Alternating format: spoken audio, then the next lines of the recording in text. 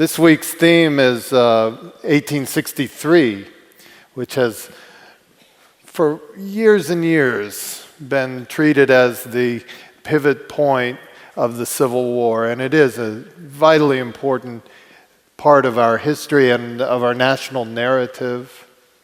1863, of course, is the year when Ulysses Grant executes his most brilliant campaign in the West at Vicksburg to open the Mississippi River so that, as Lincoln put it, the father of waters flows once again unvexed to the sea. It was the year that Stonewall Jackson was shot by his own troops during Lee's brilliant Battle of Chancellorsville. And after that battle, he took his Army of Northern Virginia back into the north, out of the Shenandoah Valley, up through the beautiful western hills of Maryland and into Pennsylvania, where he met the Army of the Potomac under its general, George Meade. He'd been general for 3 days. He was given the job. He didn't even know where the army was. And yet they were able to marshal themselves in the famous fishhook formation on the hills of Gettysburg and hold back the repeated charges of Lee and his army. Never again would the Confederacy come that far north. The event commemorated in November of 1863 in a speech much shorter than the one I'm about to give, that said much more than I could ever say. But you know, that year almost didn't happen. And I want to talk a little bit about why and how it almost didn't happen. 1862 was the year that the United States came closest to the end, when the Confederacy came nearest to winning its independence,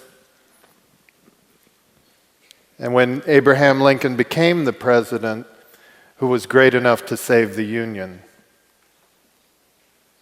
Why do I say that? Why do I say that the Confederacy had any chance of winning this war? We've all seen the numbers in our history books. The North had 9 of the 10 largest cities, had 3 times as many people. The vast majority of the factories and the steel mills, the iron works, had the inventors, it had the capital. The outcome of the war was an inevitability. That's the way many of us are taught in school today, but that wasn't the way they saw it at the beginning of 1862. The Prime Minister of Britain, who was very interested in the outcome of this war, they could see what this young nation potentially could become. They were watching on the edge of their seats. Lord Palmerston, 77 years old at that point. He had been at the top of the government of the most powerful nation in the world for over 50 years. He had seen everything there was to see in politics and statecraft and war. He looked at what was going on in North America, and he advised his foreign ministry that it was almost without doubt that the North could not possibly subdue the South. Now, why would he say that? Well, for a couple of reasons. First, the South was an enormous economic power. In this time of the dawning Industrial Revolution, the mills and looms of Europe were being fed by American cotton. The South had a virtual monopoly on cotton, the world's most valuable commodity in 1860. The South was convinced that because cotton was king, they would be able to block the flow of cotton to Europe, and the European powers would have no choice but to intervene on their behalf to force a settlement in favor of Confederate independence. This huge political weapon. Secondly, the South covered an enormous amount of real estate. The Confederacy was a larger terrain than all of Europe conquered by Napoleon. It was penetrated from north to south by exactly 2 railroads. No paved roads. And by the way, there was no one in the North who was exactly the military genius that Napoleon was. This was the next point. The entire United States Army on the eve of the Civil War numbered 16,000 troops. 16,000. And they were spread all across the continent, the vast majority of them or the largest number of them, in California, months away from the East Coast. They were spread out in little garrisons of 100 and 200 troops, so that even the executives, the officers of this army, had no experience in leading large numbers into battle. There was not a single officer in America under the age of 60 who had ever led more than 1,000 troops. In the fall of 1861, one of my favorite letters is from this young former Army officer. He's in retirement. He had been promoted to captain, which was sort of the death sentence in the peacetime army. You couldn't go any higher than that, and there was really very little to do. You'd sit in a fort in the middle of nowhere and twiddle your thumbs. And so he, like a lot of the officers, had left, gone into private life. And now that the war had started, all these men had been called back to take on responsibilities in this overnight army that was being created to put down the rebellion. And he had been offered command of a regiment in his hometown. The volunteers got to elect their own officers. So oftentimes the colonels would be the people who had the money to buy the train tickets to go to camp or to buy uniforms. Or they're the most popular fellow in town. Military skill not required, but in this case they had a guy with military training, and so they offered him the colonelcy of their local militia.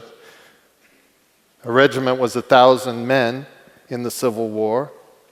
And this fellow wrote to a friend, he said, "I don't think there are many men on this continent competent to command 1,000 troops in battle, and I'm sure I'm not one of them." His name was Ulysses Grant. 3 months later, he was leading 12,000 troops in his first and the most brilliant campaign of the early part of the war. By April 1862, he was in command of 40,000 troops, and by the end of the year, he was commanding 100,000 troops. The idea that people on this kind of a learning curve could master the art of war in time to put down this rebellion disclosed across this vast territory, well, was preposterous. And then finally, there was this fellow in command of the United States government. Abraham Lincoln's executive training and experience when he entered the White House was as the senior partner in a 2-man law firm in which all the administration was handled by the junior partner.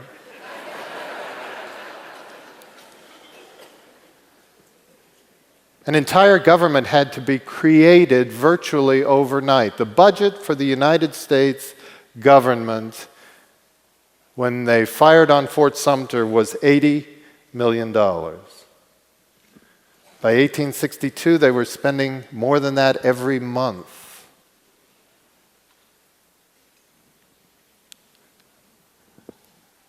Who was this man? My book starts on New Year's Eve, 1861, the last day of the first year of the war. Congress has come back in session, and they've looked around at these tens of thousands of raw volunteers coming into Washington, into camps in Kentucky and Missouri, across the country, and they're all sitting there doing nothing, and they wonder why that is. They appointed a committee on the conduct of the war to investigate the management of the war, and they called for a meeting with President Lincoln and his cabinet, and this was the appointed hour, 8 o'clock, New Year's Eve. They gathered in the president's office. Over the next 90 minutes, one of the most disconcerting cabinet meetings in our national history took place, because under persistent questioning from the committee members, the fact was slowly drawn out that Abraham Lincoln had no idea what was planned for the Army. His General-in-Chief, George McClellan, refused to talk to him. He had no direct communication with any of the other generals across the country. It all went through McClellan. McClellan was a closed door, and worse than that, McClellan lay sick with typhoid fever that night, and the rumor was that he was going to die overnight. Whatever plans he had would die with him. This meeting was so shocking that the Attorney General, Edward Bates, went home that night and stayed up for what must have been hours, filling out page after page after page of his diary, getting it all down. You can see it's a kind of a therapy for him to get over the shock. He concludes in this way. He says, Abraham Lincoln is a man of good character, honest, in the main, wise. I've always liked that. In the main, wise. We're not going... But I fear he lacks force and will and has not the power to command. So you see, Abraham Lincoln was not the fellow we now look at on the big white marble throne in Washington, D.C. Few people, if any, believed that he could do this impossible task. And yet, over the coming months of 1862, somehow he did. From that low point, he and his Secretary of the Treasury, Salmon Chase, had to find out how they could raise this money in a nation that thought $80 billion was enough for a federal government. How could they raise billions and billions? They didn't even have a word for it. Back then they called it thousands of millions.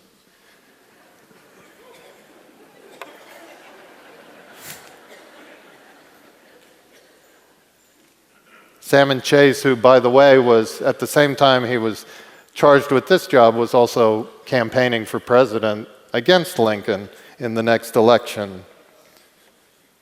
People would come to Lincoln and say, how can you stand to have Chase right there with you? Do you know what he's saying about you all over town? He'd say, yes, of course I know. He's got the presidential maggot, and once you've got that in your brain, it never gets out. But he's a good secretary, and I need him. They had to raise the armies and train them and figure out how to feed them and how to move them, how to transport them, how to supply them, how to replace them when they were killed or ran away or got sick and died. Hundreds of thousands of untrained volunteers that had to be made into the strongest fighting force the world had ever seen. He had to find the generals, as we talked about, who could command these men. That was, as many of you know, you've heard the stories of how difficult that process was. He had McClellan openly opposed to him. When he finally replaced McClellan, he replaced him with a lovely man, Ambrose Burnside, very clever fellow, but terrible general. When he replaced Ambrose Burnside in the East, he got Joseph Hooker, a terrible man, but up until that point, a good general, who completely froze under the responsibility. He was like a charmed snake at Chancellorsville, just sort of staring into space, unable to respond to what was happening right in front of him. My point is that people could look very promising. No one looked more promising in America than George McClellan at the start of the war. He looked like a general, acted like a general, talked like a general. He made plans like a general. He trained troops like a general. He rode his horse like a general, doffed his cap and twirled it like a general. He didn't fight like a general, and you can't find that out until a battle comes along. Only in that way can you discover that this humble man who's not competent to command 1,000 troops is actually the great military genius of his age. And Lincoln somehow had to hold the Northern public together, and this was probably the most difficult part of all.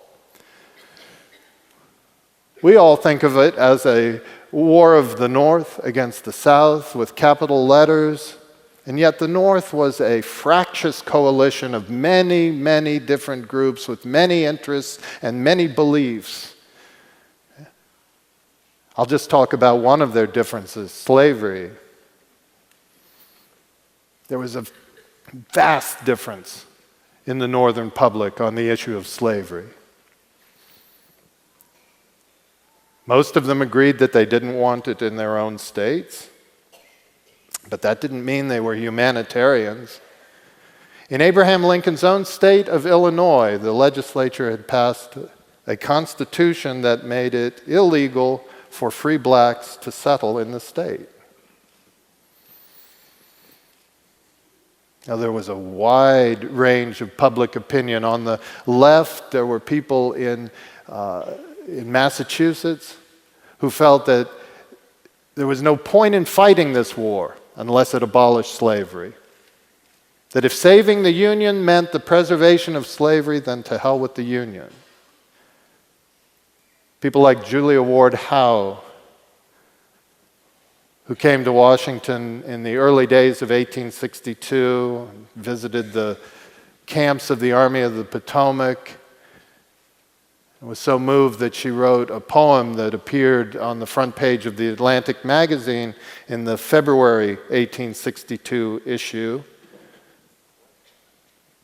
Mine eyes have seen the glory of the coming of the Lord. He's trampling out the vintage where the grapes of wrath are stored.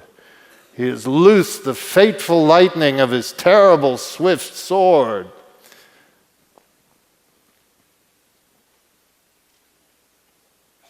Intense stuff. And then on the other side of the spectrum, people like George McClellan, who believed passionately in saving the Union, but wanted nothing to do with slavery. The argument between radicals on the pro-slavery side and radicals on the anti-slavery side, that's what was breaking up the great American Union, he felt. He said, I hate the people of Massachusetts just as I hate the people of South Carolina. I want nothing to do with any of them. Keep the issue of slavery away from me. I don't fight for emancipation, I fight for union. Or even farther, less refined, Clement Vallandigham, congressman from Ohio, who traveled across the country in the 1862 elections, warning people that Abraham Lincoln intended to free the slaves so that they could come to the North, take the jobs of honest white working people, and leave the whites to starve. Now that's Abraham Lincoln's team. He said, if I could just hold the North together, I'll win this war. But what a job that was. And as the year went on, he came to compare himself to a man on a tightrope crossing Niagara Falls. With all of America's history and all of America's promise concentrated on his back as people stood on the opposite shore yelling at him, take a step to the right, Take a step to the left.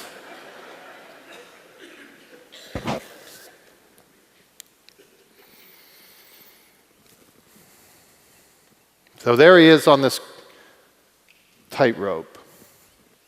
And down below him, the river is turning to blood. When this war began, very few people, as Lincoln says in his great second inaugural address, very few people imagined what it would be. People thought it was going to be a short war, whether they were on the South, expecting the great European powers to come in with their referee shirts on and blow the whistle, separate the sides, or whether in the North they believed that they'd raise these great armies and they'd go down the Mississippi, throw open the doors at the great port of New Orleans, liberate the capital of Richmond, and all the true Unionists of the South would come to their senses. They'd throw off the oppression of these fire-eating secessionists, rabble-rousers, and the Union would come together again in peace. People thought it would be a short matter. Lincoln's first call for troops enlisted them for 90 days. But then, on the first weekend of April 1862, at a little steamboat landing in southern Tennessee, a few miles from the Mississippi border, near a white church called Shiloh, on Saturday and Sunday, April 6th and 7th, a battle was fought more violent than anything anyone living in the United States had ever seen. More Americans killed, wounded, and lost at Shiloh than in all the wars the nation had fought up to that time put together. Imagine the shock of it. And yet it happened again. A couple of months later, outside Richmond in the 7 Days battles, an ongoing clash between Lee's Army of Northern Virginia and McClellan's Army of the Potomac fought day after day, culminating on July 1st, I think, at Malvern Hill outside Richmond, where wave after wave of Confederate troops were launched against the massed artillery of the Northern Army up a long sloping hill. Does any of this sound familiar? It happened again a year later at Gettysburg. Malvern Hill, just as hopeless and almost as bloody. And then it happened again outside Washington at the Battle of Second Manassas at the end of August, when the Union Army, the generals, actually turned on each other. McClellan's troops refused to go to the aid of John Pope's army engaged with Stonewall Jackson and James Longstreet in earshot of the White House. Our neighbor from across the lake, William Seward, shook his head 2 days after that. He said, "My whole life has been in politics. I thought I knew what pettiness men were capable of. I've never seen anything like this." And then it happened again, a month after that, in western Maryland, near a town called Sharpsburg at Antietam Creek. September 17th, 1862, remains to this day the bloodiest single day in American history. 23,000 casualties between dawn and dusk. And even then, Fredericksburg lay ahead, Malvern Hill in reverse, when Burnside sent his army in row after row, wave after wave, against an impossible Confederate position. Men mowed down, and more men marching up behind them. Longstreet, watching from a hill, said, "If valor and courage would earn a victory in war, these men should win." Lee is said to have put it this way: "It's good that war is so terrible, we should grow too fond of it." And then in the last day of the war, outside Murfreesboro, Tennessee, at the Stones River. Union Army under William Rosecrans suffered the most intense, the highest number of casualties in a single day, percentage-wise, of the entire war, and yet didn't break. Looking back on Stones River, Lincoln told Rosecrans, "I will never forget how at the end of last year you gave us a battle, a hard-won victory that, had it been a defeat instead, the nation could hardly have lived over."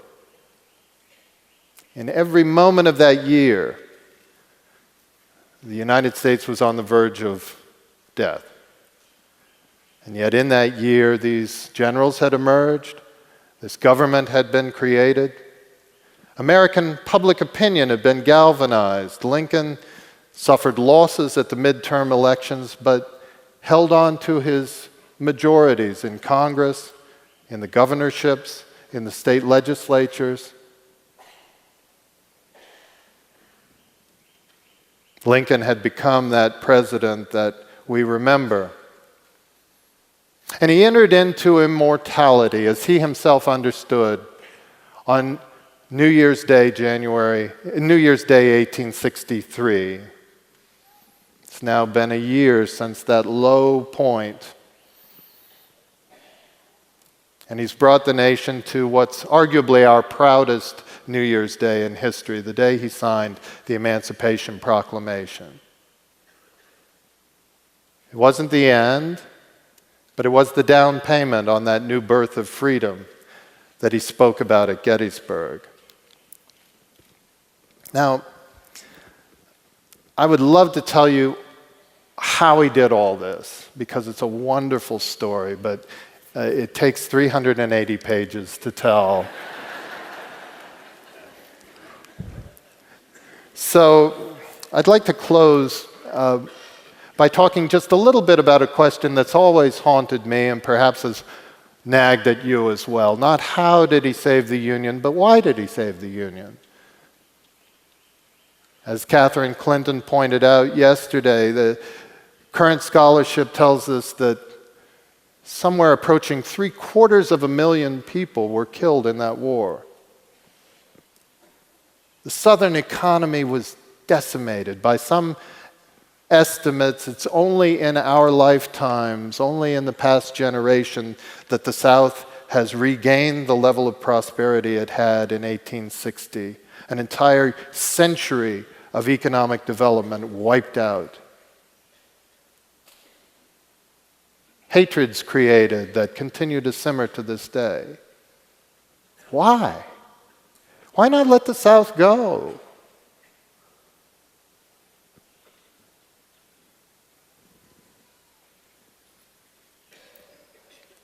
Well, there are two things that we need to understand about that. The first is political. What they understood in the 1860s that we've completely forgotten is that there's nothing inherently stable in that arrangement of North and South. It sounds like two teams, but it's not. It's a lot of differing peoples, differing cultures, differing economic orientations, all put together awkwardly for the purpose of fighting this war. But I'll tell you, the people of the northern Midwest, the breadbasket of the world, the most fertile agricultural property on earth, their economic ties, the way that their crops and the products of their factories got to market, was down the Mississippi. They were more closely allied to New Orleans than they were to Boston. And throughout the war, there were lively discussions in the Midwest about seceding from New England and making a separate peace with the South. New York City was becoming, at that time, the great financial powerhouse that it is today. Why? Because they were doing the financial business of the cotton industry, this great power to the South. The economic interests of New York were tied to the South. And so throughout the war, there were lively discussions of New York City leaving the Union, setting up as a free port like Hamburg in Germany. Think about California. The only thing tying this treasure house to the United States were wagon wheel ruts across a trackless prairie through forbidding mountains. It took 3 months by ship to go from New York City around the Horn and back up to San Francisco. This tenuous link was hardly enough to hold the West to the East once the East started to splinter. And look at the South. I mean, Texas was part of the South. Texas has always wanted to be its own country. It does now, it did then. Anybody who thinks that Texas was going to stay in the Confederate States of America is crazy. And they would take the Southwest with them. In other words, the point is, secession was a tiger that could bite in many directions, and if it wasn't slain initially, it would be out of control. As one senator said when the secession debates were going on, we'll become just like Europe. 33 separate countries, a principality here, a little dictator there, a small democracy, endlessly shifting alliances, eternal war. But even more important was an idea that was at stake. And for that, I need to go back even further from the topic of the week, 1863, all the way back to 1809. February 12th, a Sunday, cold in the western hills of Kentucky.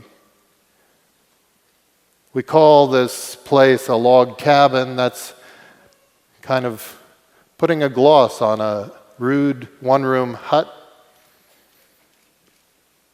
The cold wind whistling through the chinks in the wood, the little fireplace, smoky, poorly drawing. Abraham Lincoln's mother took her life in her hands to give birth. The nearest medical help, we're told by Carl Sandburg, was an old granny lady who lived about 5 miles away. By the time she arrived, the baby had been born, washed in water hauled from a dripping spring below the cabin, wrapped in animal furs, and put to sleep on vegetable husks over a mud floor. The conditions Abraham Lincoln was born into were no different than if he had been born 5,000 or 10,000 years earlier. And as he grew up, with no education beyond what he could learn and teach himself, he came to understand that a baby born in those circumstances at any other time, in any other place in the history of the world, would have received on birth a life sentence to poverty. There was no way up and no way out. The nature of human existence was that a few people were born to be rich and rich forever, and the mass of people were born to be poor and poor forever. Abraham Lincoln came to understand that he had been blessed by circumstance to live in this young experiment called the United States, where, in the powerful words of the Lincoln biographer Gabor Boric, people had a right to rise, to raise themselves up by their own efforts, their families' efforts, their friends' efforts, as high as they could go. And so this boy, born into poverty we can scarcely imagine, finds himself at the critical hour of the United States in the highest office of the land. And he understands that that is what's at stake in this war. And so, in the last days of November, when his army is stalled all across the continent, when the largest Native American uprising in American history is raging away in Minnesota, when the Congress is gathering and the senators in his own party are beginning to hatch their plot to overthrow his cabinet, in this dark hour, Abraham Lincoln shut himself into his office and spent days working on the most mundane project the president had in those days, the annual message to Congress. This is where the president would report on how many post offices were staffed and how much tax money had been collected and how much had been spent and how many envoys we had and where around the world. Lincoln knew this message would be published in newspapers across the country and carefully read. He marshaled his words very carefully, and he spent them now. I was on a panel earlier this year with some of the great Lincoln scholars, and so I want to warn you that my interpretation you're about to hear is not conventional. And I am a journalist, I'm not a historian. All I know is what I read in Lincoln's papers. People have called this message bizarre. They've called it deranged. They've called it inexplicable. And I consider it one of his greatest moments because he explained to the American people why they had to win. He started, very characteristic of Lincoln, always to start with first principles. He talked about the geography of North America, very well set up for one country, very poorly designed for more than one. Maybe you could draw some boundaries along rivers in the east, but out west, where the future was, boundaries would be nothing but lines on a surveyor's map that a man could step over. And what issue would they be taking out there with them? The slavery issue. And who would the people stepping across those lines be? Slaves running away, slave hunters chasing after them. Recipe for eternal war. And then he talked about demographics. He loved arithmetic. He went back to the big founding of the country. He got into the census numbers. He showed at the rate that the United States was growing, it would continue to grow on into the future. He then projected the productivity of these people, unleashed, freed to be one nation from sea to shining sea. What could they accomplish? And he did something I have never seen any other president do before or since. He asked the public to think not about next week or the legislative session or his second term or even think of the children. He asked them to look out 75 years, 3 generations into the middle of the 20th century. Incredible. He said, if we can hold this country together now, by then the United States will be the richest nation on earth. Imagine. To say that when the sun never set on the British Empire, when the French had an empire stretching from Southeast Asia to Mexico, when the Spanish Empire was still great, when the Belgians controlled the diamond mines of the Congo, when Russia was rising in Eastern Europe, to say that the United States will be richer than all the nations of Europe put together is how he put it.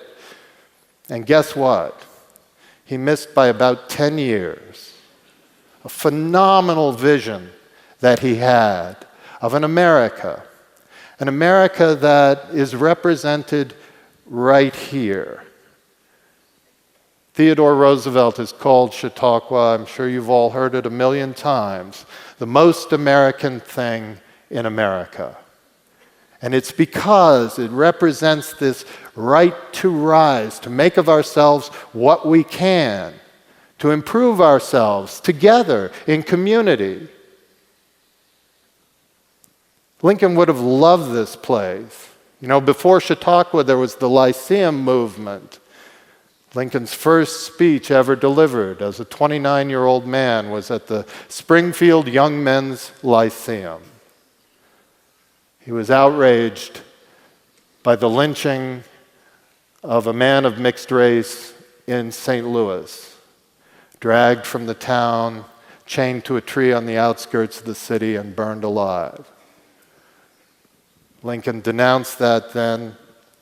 He dreamed for a while of being a Lyceum speaker, traveling the country like Ralph Waldo Emerson. Two of the most unreadable things in his collected papers are the draft speeches he did on invention and the Niagara Falls. But as is said of the great English architect Christopher Wren, when you visit St. Paul's Cathedral in London, if you seek his monument, look around you. This is the legacy of Abraham Lincoln. Thank you.